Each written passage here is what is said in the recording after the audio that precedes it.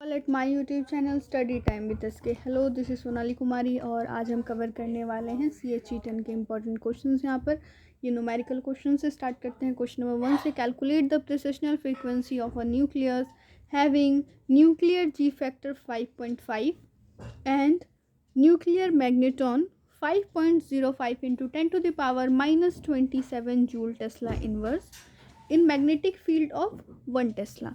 इसको कैलकुलेट करने के लिए प्रेसिशनल फ्रीक्वेंसी, आपके पास फॉर्मूला जो है, ये फॉर्मूला यहाँ पर दे रखा है और इस फॉर्मूले के बेसिस पे ही हम सारी वैल्यू को पुट करेंगे, जिसके बाद आपको जो फाइनल वैल्यू मिलेगी वो होगी 4.19 इंटू 10⁻7 हर्ट्ज।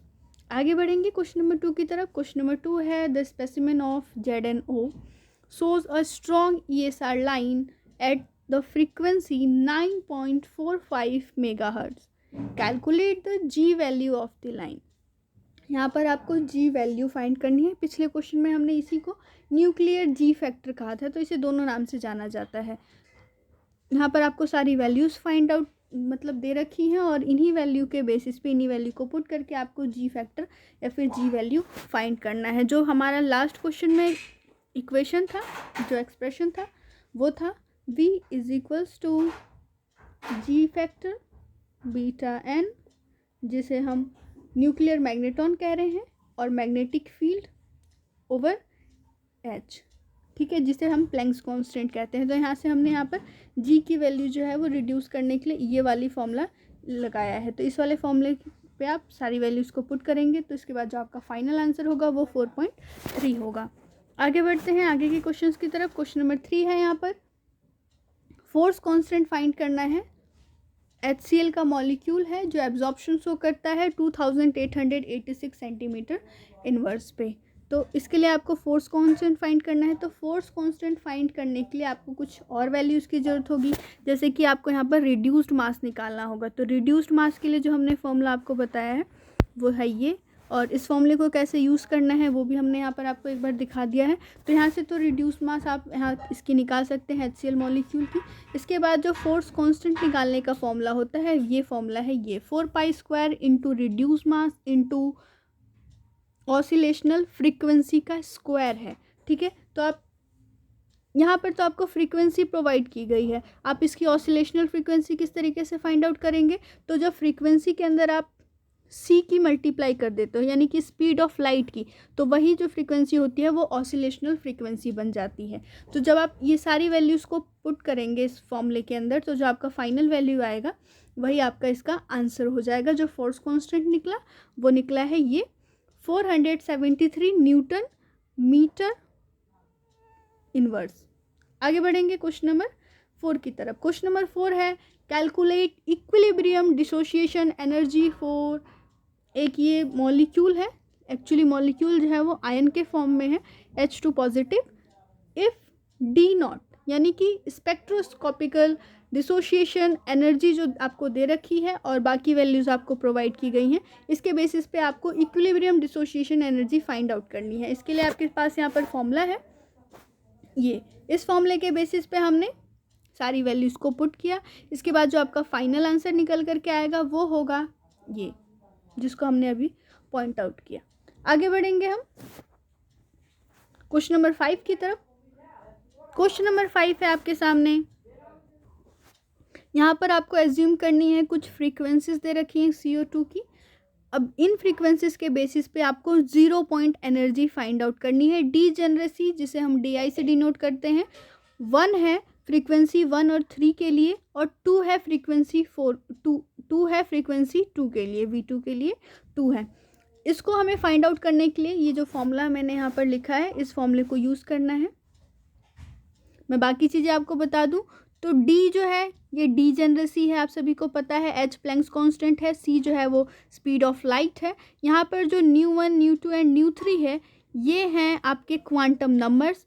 चूँकि ये 0 पॉइंट एनर्जी निकालना है तो सभी क्वांटम नंबर्स आप सभी को पता है कि 0 हो जाएगा, यानी कि जो फ्रीक्वेंसी होगी ये वाली, ये सारी की सारी 0 हो जाएंगी।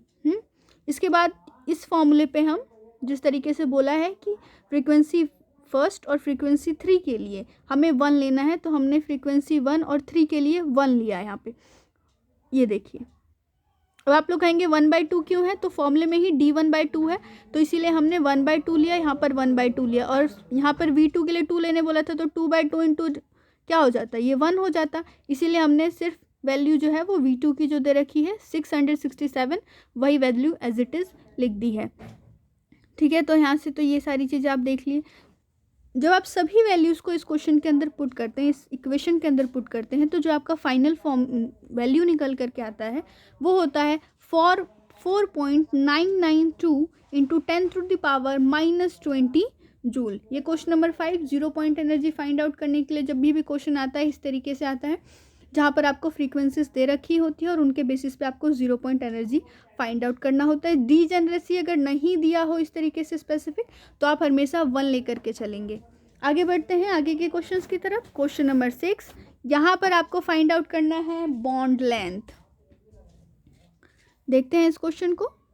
For hydrogen molecule the spacing between the s branch lines in the Raman spectrum is 243.2 centimeter inverse. Calculate the bond length of hydrogen. Hydrogen के बीच में जो बॉन्ड लेंथ है उसे आपको कैलकुलेट करना है यहाँ पर इस क्वेश्चन के अंदर। तो मास ऑफ हाइड्रोजन एटम आप सभी जानते हो, मैंने यहाँ पर लिख भी दिया। ये क्वेश्चन थोड़ा सा लेंदी है तो आपको पार्ट बाय पार्ट दिखाई देगा यहाँ पर, तो आप इसे नोट डाउन करते चले साथ के साथ ही। हाइड्रोजन मॉलिक्यूल के लिए जो स्पेसिंग होती है वो 4b हम लेकर के चलते हैं। हाइड्रोजन के लिए 4b, N2 के लिए भी 4b लेके चलेंगे, जिसे हम रोटेशनल रमन स्पेक्ट्रम कहते हैं। तो रोटेशनल रमन स्पेक्ट्रम के अंदर N2 और H2 के लिए जो वैल्यू होती है वो 4b होती है, और CO2 की बात करें तो वो होता है 8b। तो जब भी आप इस तरीके के क्वेश्चन सॉल्व करेंगे तो याद रखेंगे कि H2 दे रखा है, N2 दे रखा है, CO2 दे रखा है, या फिर HCl के लिए भी होती है 2b। ठीक है ना। तो यहाँ पर for hydrogen molecule spacing between lines 4b है, तो 4b इज इक्वल्स टू, यहाँ पर जो स्पेसिंग दे रखी थी आपकी वो दे रखी थी 243.2 सेंटीमीटर इनवर्स। इस वैल्यू को जब हमने मीटर इनवर्स में किया तो यही वैल्यू जो है यहाँ से चेंज हो गई, 10⁴ बन गया है। तो यहाँ से मैंने इसकी रोटेशनल जो वैल्यू है वो फाइंड कर ली यहाँ से। अब हमें इसकी मोमेंट ऑफ इनर्शिया फाइंड करनी है, तभी हम इसकी बॉन्ड लेंथ फाइंड कर पाएंगे। क्यों, मैं आपको थोड़ा सा वो भी दिखा देती हूँ। ये देखिए आप, सबसे पहले हमें इसकी मोमेंट ऑफ इनर्शिया फाइंड करनी होगी। मोमेंट ऑफ इनर्शिया फाइंड करने के लिए फॉर्मूला होता है ये। इस फॉर्मूले पे हमें v की वैल्यू अभी भी पता चली है, हम b की वैल्यू लिखेंगे, c की वैल्यू लिखेंगे और 8π² और ऊपर में h की वैल्यू kg मीटर स्क्वायर में। तो यहाँ से जो आपको वैल्यू फाइंड आउट पता लगेगी वो होगी moment of inertia. Moment of inertia पता लगने के बाद बॉन्ड लेंथ निकालने के लिए हमें रिड्यूस्ड मास की वैल्यू भी पता होनी चाहिए। तो रिड्यूस मास की वैल्यू मैंने आपको पहले ही बता दिया कि किस तरीके से फाइंड आउट करते हैं, और उसका एक छोटा सा और हमने थोड़ा सा उसे और मॉडिफाई किया, तो ये सीधे ही आ गया mh/2, क्योंकि दोनों जो एटम है वो सेम ही है, दोनों हाइड्रोजन एटम ही थे, जिससे हमने रिड्यूस मास फाइंड किया 8.365 इंटू 10⁻⁻28 kg। इसके बाद यहाँ पर जो आगे फॉर्मूला आएगा वो होगा mu is equals to IR²। ये रिड्यूस्ड मास जो होता है वो होता है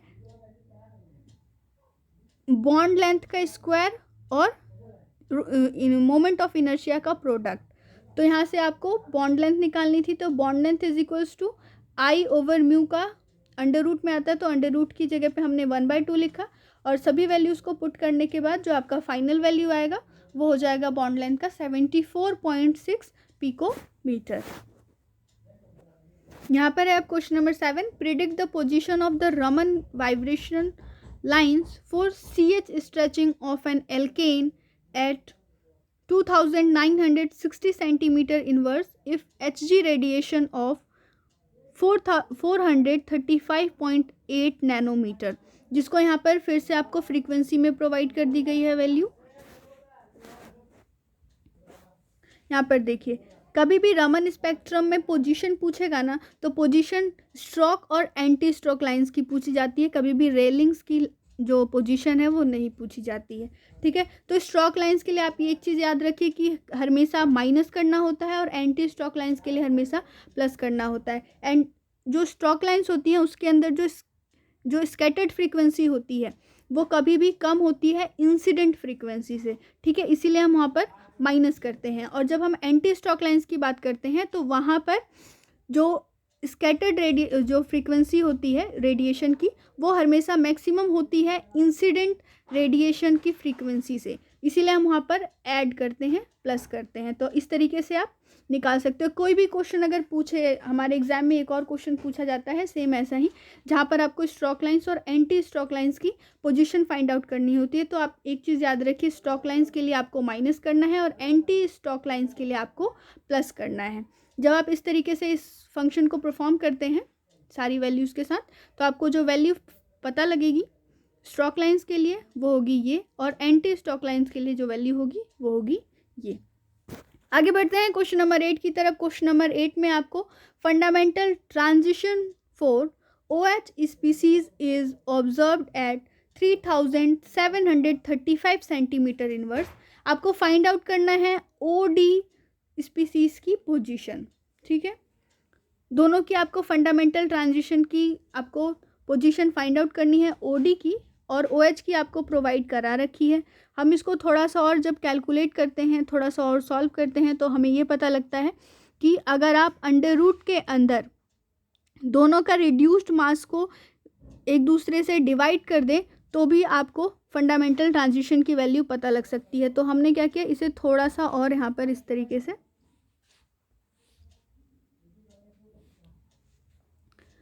कैलकुलेट करने की कोशिश की। तो यहाँ पर आपको वैल्यू मिलेगी ये, जहाँ पर होगा अंडर रूट MD, यानी कि mass of D over mass of H। इन दोनों को जब आप कैलकुलेट करेंगे तो वैल्यू आ जाएगी अंडर रूट 2। यहाँ से जो हमने नया एक रिलेशन फाइंड आउट किया वो हुआ, ये H है, is equals to under root 2। इस रिलेशन से अब आप फाइंड आउट कर सकते हैं फंडामेंटल ट्रांजिशन की वैल्यू OD स्पीसीज के लिए, इस तरीके से।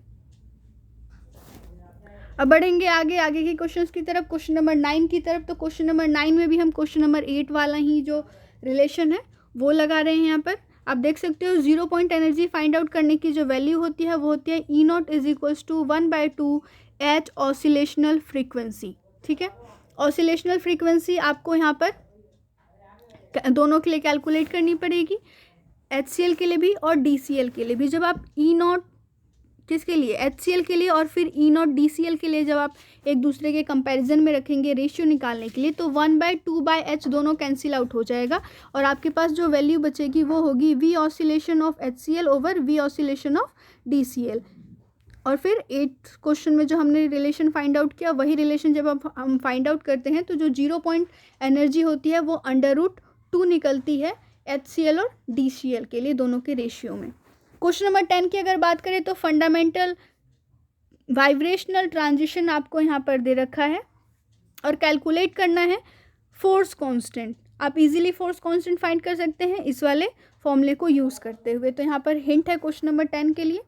क्वेश्चन नंबर अगर आप 11 की बात करो तो प्योर रोटेशनल स्पेक्ट्रम जो है वो गैसियस HCl के लिए वो आपको यहाँ पर प्रोवाइड की गई है, और HCl के लिए आप हमेशा याद रखिएगा कि जो वैल्यू होती है वो 2B में दे रखी होती है, जिससे आपको सिर्फ B में कैलकुलेट करना होता है। यानी कि रोटेशनल स्पेक्ट्रम की जब हम यहाँ पर बात कर रहे होते हैं तो रोटेशनल कांस्टेंट जो होता है B वो 2 से मल्टीप्लाइड होता है HCl के केस में। सभी वैल्यूज़ को आप पुट करेंगे यहाँ पर, और इसके बाद चूँकि यहाँ पर आपको इंटर न्यूक्लियर डिस्टेंस निकालनी है मॉलिक्यूल के बीच में, एटम्स के बीच में आप कहें तो कह सकते हैं एटम्स के बीच में निकालना है या मॉलिक्यूल के बीच में निकालना है, तो वो बॉन्ड लेंथ होता है। तो बॉन्ड लेंथ निकालने का जो फॉर्मूला होता है वो आप सभी को पता है। सबसे पहले आपको moment of inertia find out करना होगा, वहाँ से आप निकाल पाएंगे बॉन्ड लेंथ। तो क्वेश्चन नंबर 11 और उसके लिए हिंट। क्वेश्चन नंबर 12 देखेंगे। क्वेश्चन नंबर 12 के अंदर आपको ट्रांजिशन दे रखा है 0 से 1 की तरफ HCl के अंदर। यहाँ से आप ये पता लगा सकते हो कि क्यों 2B हमने वहाँ पर कहा कि रोटेशनल कांस्टेंट जो होता है वो 2 टाइम्स हो जाता है फ्रीक्वेंसी के HCl के केस में। तो वहाँ यहाँ से आप वो चीज़ बहुत अच्छे से समझ पाएंगे इस वाले क्वेश्चन में। ये देखिए ये हमने फाइंड आउट किया जब ट्रांजिशन 0 से 1 की तरफ गया, और ये फॉर्मूला है कैलकुलेट करने का। इस फॉर्मूले के बेसिस पे आप कैलकुलेट करते हैं। इसके बाद जो क्वेश्चन नंबर 11 में हमने सारी प्रोसेस आपको बताई है, वही सारा प्रोसेस आपको क्वेश्चन नंबर 12 में भी करना होगा। जब आप यहाँ से b की वैल्यू फाइंड आउट कर लेंगे तो यहाँ से आप मोमेंट ऑफ इनर्शिया सबसे पहले फाइंड आउट करेंगे, क्योंकि आपको फाइंड आउट करना है बॉन्ड लेंथ। इसके बाद आप कैलकुलेट करेंगे मोमेंट ऑफ इनर्शिया के बाद रिड्यूस्ड मास, और दोनों की वैल्यू के साथ आप यहाँ से कैलकुलेट कर पाएंगे बॉन्ड लेंथ। तो ये हिंट है, हमने 12th क्वेश्चन के लिए आपको छोटा सा हिंट दिया है जिसके बेसिस पे आप ये क्वेश्चन सॉल्व कर पाएंगे। आगे बढ़ते हैं क्वेश्चन नंबर 13 की तरफ। क्वेश्चन नंबर 13 है यहाँ पर calculate the reduced mass end moment of inertia. यहाँ पर मोमेंट ऑफ इनर्शिया और रिड्यूस मास कैलकुलेट करना है। एक चीज़ आप ध्यान रखिए कि आर यहाँ पर दे रखा है आपको, यानी कि जो बॉन्ड लेंथ है वो आपको प्रोवाइडेड है। मैं आपको थोड़ा सा और इसमें हिंट दे देती हूँ, क्योंकि मैंने यहाँ पे फॉर्मूला ऑलरेडी लिख दिया है। तो सबसे पहले तो आप आर का स्क्वायर कर लीजिएगा, इसके बाद आप रिड्यूस्ड मास निकाल लेना। रिड्यूस्ड मास निकालने के लिए आपको फॉर्मूला पता है m1.m2/m1 + m2। इस फॉर्मूले को यूज़ करके जब आप रिड्यूस्ड मास और आर स्क्वायर की वैल्यू फाइंड आउट कर ले तो दोनों को जब आप प्रोडक्ट करेंगे तो मोमेंट ऑफ इनर्शिया भी आप फाइंड आउट कर पाएंगे। तो इस क्वेश्चन के अंदर दो चीज़ें फाइंड आउट करनी थी, रिड्यूस्ड मास और मोमेंट ऑफ इनर्शिया। आगे बढ़ते हैं क्वेश्चन नंबर 14 की तरफ। क्वेश्चन नंबर 14 है और इसमें आपको दे रखा है रोटेशनल कॉन्स्टेंट्स की वैल्यू, और दो मॉलिक्यूल होते हैं जिसके बीच में आपको किसी एक का एटॉमिक मास फाइंड आउट करना होता है। और ये जो क्वेश्चन है वो दो तरीके से पूछा जाता है, वो क्वेश्चन भी हमने इसमें ही आगे इंक्लूड कर लिया है। थोड़ा सा लेंदी क्वेश्चन होगा, ध्यान से देखेंगे तो आपको बहुत जल्दी समझ में आ जाएगा। यहाँ पर from the rotational spectra of 14 nitrogen है और 16 हाइड्रोजन है। यहाँ पर जो है ना ये आपको वैल्यू प्रोवाइड कर दी गई है इनकी एटॉमिक, जो इनका मास होता है एटॉमिक मास, वो यहाँ पर दिया होता है इस क्वेश्चन के अंदर। रोटेशनल कांस्टेंट दे रखा होता है। इसके बाद आपको कैलकुलेट करना होता है एटॉमिक मास। जैसे कि यहाँ पर आपको इस क्वेश्चन में 15 नाइट्रोजन के लिए एटॉमिक मास कैलकुलेट करना है। अगर 14 नाइट्रोजन और ऑक्सीजन की जो मास है वो ऑलरेडी इस तरीके से प्रोवाइडेड की गई है। तो अब क्या करना है, एक छोटा सा रिलेशन है यहाँ पर भी, वो आप देख लीजिए कि रोटेशनल कांस्टेंट्स जो होती है वो इक्वल हो जाती है मोमेंट ऑफ इनर्शिया के। जब आप फॉर्मूले में जाएंगे तो फॉर्मूला जब आप आई निकालने के लिए करते हैं तो I'/I हो जाएगा, ठीक है, दोनों के लिए अलग अलग। आई इसी फॉर्मूले के अंदर म्यू भी होता है जिसे हम रिड्यूस्ड मास कहते हैं। तो यहाँ से हमने एक रिड्यूस्ड मास का फॉर्मूला निकाल लिया रोटेशनल कांस्टेंट के रिस्पेक्ट में। वो जो फॉर्मूला निकला है वो है ये रिड्यूस्ड मास डैश, यानी कि जिसका हमें पूछा गया है, is equals to 1.0361 rotational constant over reduced mass, यानी कि उसका जिसकी सारी वैल्यूज हमें प्रोवाइडेड है। अभी आप आगे देखेंगे तो आपको बहुत अच्छे से समझ में आने लग जाएगा इस क्वेश्चन को। ये देखिए, आप हमें फाइंड आउट करनी थी नाइट्रोजन 15 की वैल्यू, तो नाइट्रोजन 15 के लिए हमने वो सब कुछ यहाँ पर इस तरीके से लिख लिया। हाँ, इसके बाद आपको यहाँ पर दे रखा है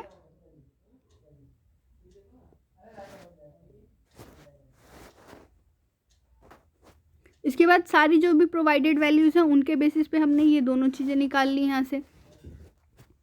अब इसको हम क्वेश्चन इक्वेशन नंबर 1 में पुट करेंगे। इक्वेशन नंबर 1 क्या था, रिड्यूस्ड मास जिसका हमें फाइंड आउट करना है, प्लस यहाँ पर रोटेशनल कांस्टेंट इनटू न्यू।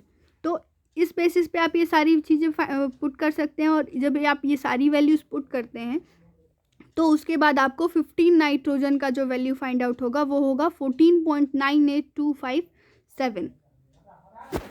अब आगे बढ़ते हैं आगे के क्वेश्चंस की तरफ। क्वेश्चन नंबर 15, क्वेश्चन नंबर 14 की तरह ही है, आप एक बार यहाँ से रीड कर लीजिएगा। हम आगे बढ़ेंगे क्वेश्चन नंबर 16 की तरफ। क्वेश्चन नंबर 16 है the energy difference between two levels in the IR spectrum is 5 × 10⁻⁻19 joule.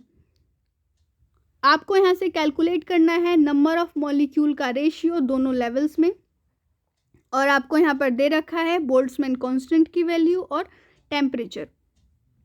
निकालने का जो फॉर्मूला है वो है ये। इस फॉर्मूले के बेसिस पे आप निकाल सकते हो दोनों ही लेवल के बीच में कितने मॉलिक्यूल्स हैं, उन दोनों के बीच का रेशियो। N2/N1 हमने माना कि जो लेवल है वो N1 से N2 की तरफ है, इज इक्वल्स टू, और जो जो वैल्यू हमें प्रोवाइडेड की गई है वो सारी वैल्यू हम फॉर्मूले के अंदर पुट करते हैं। इसके बाद जो आपका रेशियो निकल करके आता है वो होता है 0.988 इंटू 10⁻⁻4। क्वेश्चन नंबर 16 है यहाँ पर, the limit of continuum absorption of iodine gas occurs at 499.5 nanometer. The excitation energy for the iodine atom is 0.94 electron volt. Compute the ground state dissociation energy for I2. इस question के लिए सबसे पहले मैं आपको फॉर्मूला बता देती हूँ। तो फॉर्मूला होता है डी नॉट। यहाँ पर डी नॉट की जो होती है वो होती है energy of dissociation into atoms in the ground state. ठीक है, जो ये HCWM है ये है एनर्जी कॉरस्पॉन्डिंग टू कॉन्टिनम, और ये जो EEX है यानी कि ये एक्साइटेशन एनर्जी है। तो आप समझ गए कि क्या मतलब, किस वर्ड का क्या मतलब है इसके अंदर। अब मैं आपको आगे और बता देती हूँ थोड़ा सा और। यहाँ पर जो ये क्वांटिनम एनर्जी है ये भी हमें अर्ज में चाहिए होता है, और ये जो एक्साइटेशन एनर्जी है ये भी हमें अर्ज में चाहिए होता है। आप देख सकते हो इस क्वेश्चन के अंदर जो एक्साइटेशन एनर्जी है वो इलेक्ट्रॉन वोल्ट में दिया हुआ है, तो हम इसे अर्ज में चेंज करेंगे। और कॉन्टिनम एनर्जी जो है, कॉन्टिनम एब्जॉर्प्शन यहाँ पर दे रखा है, इसे हमें एनर्जी में चेंज करना है। ये दे रखा है आपको वेवलेंथ में। तो सबसे पहले आप कॉन्टिनम एब्जॉर्प्शन को एनर्जी में चेंज करोगे, तो जो चेंज करने का वे है वो है ये। देखो यहाँ से हमने चेंज कर लिया, कॉन्टिनम एनर्जी फाइंड आउट कर ली। इसके बाद हम जो हमारे पास एक्साइटेशन एनर्जी थी उसको हम इलेक्ट्रॉन वोल्ट से अर्ज में चेंज करेंगे। तो इलेक्ट्रॉन वोल्ट से अर्ज में चेंज करने के लिए हमें उस वैल्यू से मल्टीप्लाई करना होगा 1.6 इंटू 10⁻⁻12 को। इसके बाद जो वैल्यू है वो अर्ज में चेंज हो जाती है। अब ऊपर आइए यहाँ पर, तो जब आप दोनों वैल्यूज़ को हम यहाँ से जान चुके हैं तो अब हम इसको फॉर्मूले के अंदर इस तरीके से पुट करेंगे। कॉन्टिनम की जो वैल्यू थी कॉन्टिनम एनर्जी की, इसके बाद एक्साइटेशन की जो वैल्यू थी, और यहाँ से ये फॉर्मूला जो आप देख रहे हैं यहाँ से जो वैल्यू निकल के आती है वो पर फोटोन में निकलती है।